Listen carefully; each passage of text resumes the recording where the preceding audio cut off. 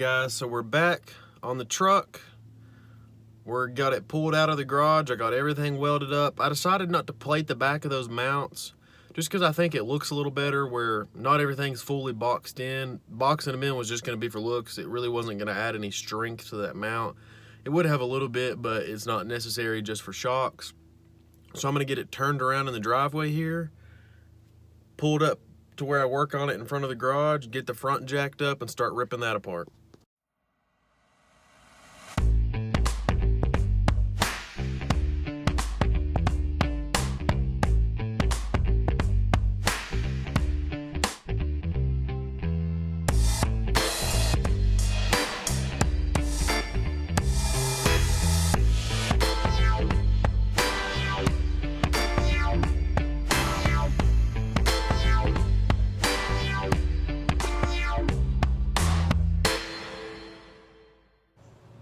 All right, so we got the truck jacked up, wheels off, on the jack stands. As you can imagine, when you're -8 in the rear and an 8-inch lift in the front, it's a little hard to get it set on jack stands. Got those positioned. Here's my front setup. We got 4-inch drop spindles, 3-inch lift springs, a ball joint spacer, and then I built these upper control arms, heim joints, all that good stuff. As you can see, this truck's extremely clean. No rust. Yes, I painted the frame, but there's no rust. I just painted it because it was lifted and you could see it all. So we're gonna go ahead and get all the front suspension ripped out and get the lowering kit put on. Got the driver's side ripped out. Now we just gotta move on to the passenger side and get it knocked out.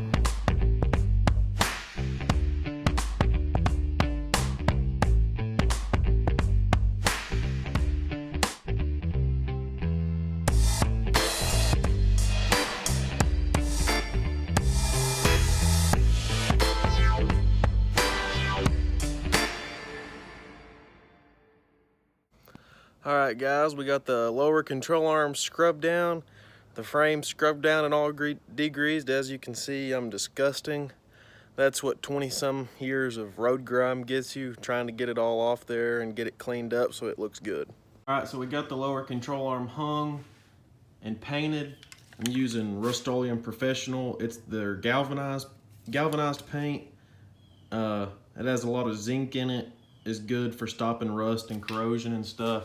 Since you really won't be able to see it, just wanted to paint it with something that was gonna hold up the best, especially since it's gonna be so low to the ground and getting a lot of abuse from the roads.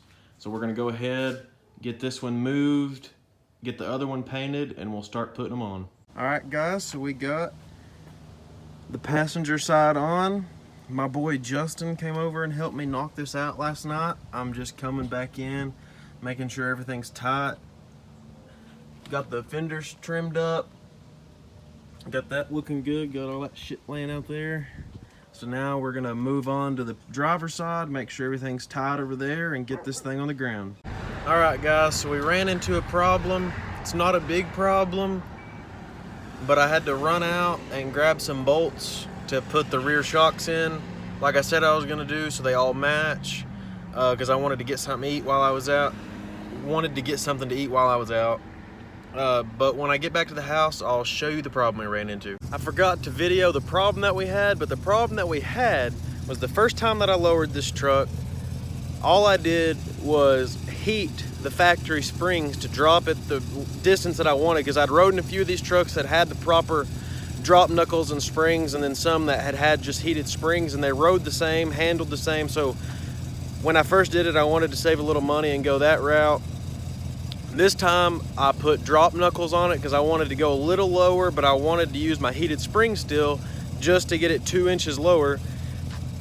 But in the midst of doing all that, I didn't really like the way that the heated springs looked because they were a little, crooked. So I cut the lift springs that I'd put on it, but I cut them too much, and the tire was actually sitting on the wheel well. And so what I did is I ripped it back apart, put the factory springs back in.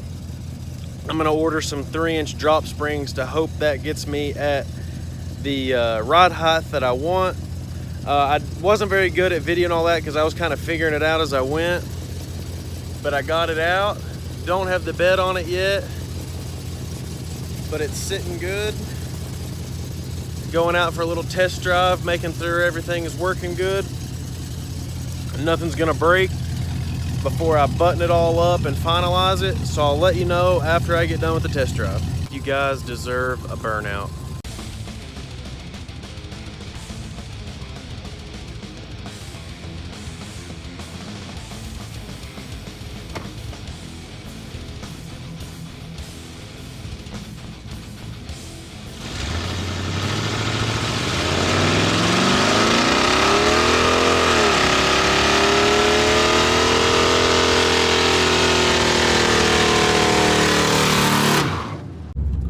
Alright guys, we're headed to the car wash. It's Wednesday morning, it's about 9. I got my bed put on. Had to do a lot of cutting on the bed obviously to get it to sit on. Still gotta finish that. I'm gonna trim up on the wheel wells a little bit. It doesn't sit low enough to need to tub the rear yet, but I gotta clear out the tubs for the axle to come up a little bit. And then I think the only thing that I have left is to take the bed back off and paint it all. I just wanted to drive it around a little bit and whatnot to make sure I didn't want to make any changes that I would need to weld for before I painted it. I need to order a fender roller to roll my front fenders to flare them out just a little bit. These trucks, the two-wheel drives, are a 5-lug. They're kind of hard to find wheels for, wheels that I liked anyway when I bought these wheels. And I really needed like a +5 or +10 offset just to suck the wheel in a little bit. But the only offset that I could find was a 0 offset. Hold on. So I had to trim the lip off of the inner fender to get them to fit. And then after I lowered it 2 more inches in the front, when you turn it wants to rub the fender a little bit, and I actually folded the fender just a little bit, so I had to make a tool, you know, a flat tool that clips on both sides to bend it back out a little bit. So I need to order a fender roller off eBay. They're not expensive, like 40-50 bucks, just to flare that out a little bit. But what I wanted to talk to you about is, in the last clip I was doing a burnout. That was on a closed road. I actually had to move some rocks to get to it. But later that night, I got my bed on, and I hadn't been able to drive this truck in a few weeks. More like I feel like it's been forever, just because I wanted to build a lift kit for it, was going through all that, kept having problems, decided to scrap that idea and go back low, decided to go lower, so I built the notch. So I feel like it's been going on for a while, and I haven't really got to drive it much, just a couple days here and there while I'm working on it. So I got the bed on. Me and my buddy Justin were out driving around. We've been friends since 6th grade. Anytime one of us does something stupid, the other one's egging it on. So we were out. I was driving like an idiot. Not really like an idiot, but, you know, some spirited driving.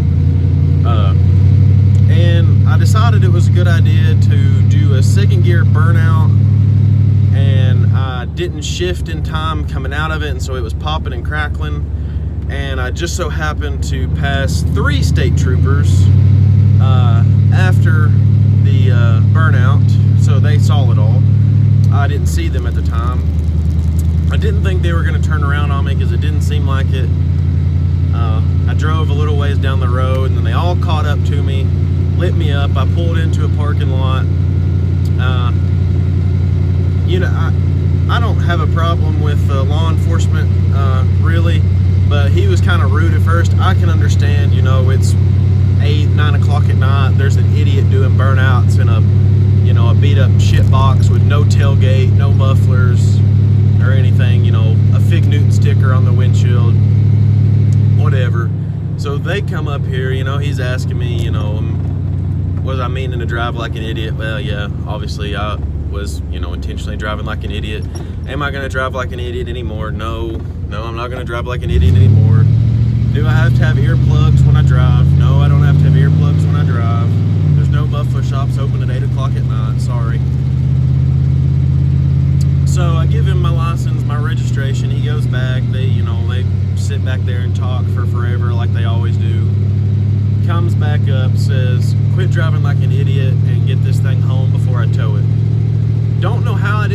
ticket.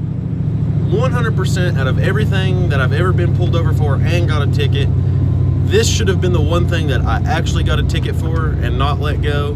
But I'm thankful that I didn't, because I don't need any more tickets, speeding tickets, reckless driving tickets, or anything, because with my job, I can't have any of those. So I'm extremely lucky that I didn't get in trouble.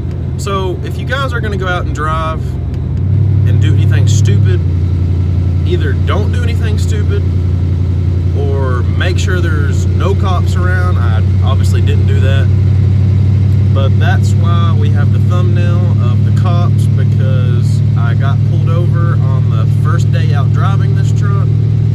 So I'm gonna take it easy with it for a while. I'm gonna go to the car wash, get all the metal dust and grease and everything blowed off of it from where I've been working on it. And then I'm gonna try and find a parking lot with some good lighting and show you guys the final result.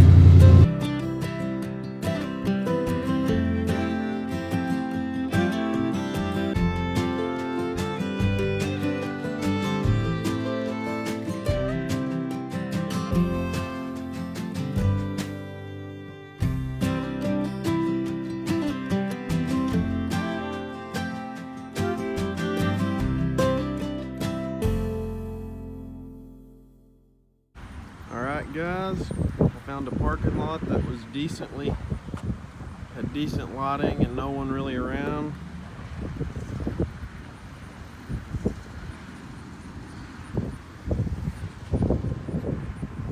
So this is what I was talking about. It bent it in, you can see the tire marks up there, and it chipped a little bit of the paint off unfortunately and cracked it right there.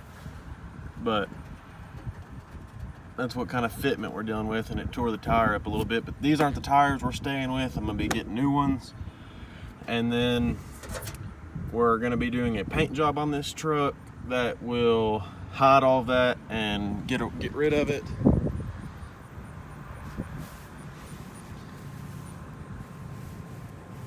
I think it turned out pretty good. It sits 2 inches lower than where it was before.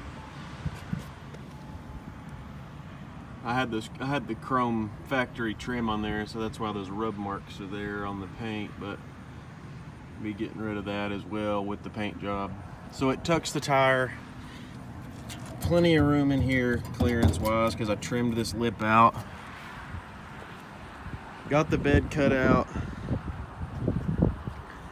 Got to take it all back apart and paint it and get this bracket up.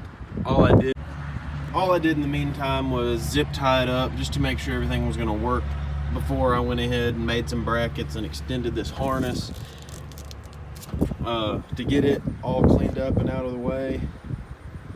But I think it turned out looking pretty good. I've just been driving around without the tailgate because I love the way that this thing looks sticking up through the back of the bed.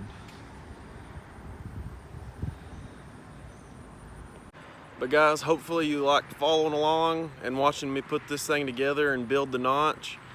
I'm either gonna do lighting next, so do-it-yourself rock light kits and wheel lights, or build a ladder rack. I can't decide yet, but thanks for tuning in. I guess I'll make some more videos on what I keep doing to this thing, so just follow along on here and on my Instagram and you can stay up to date.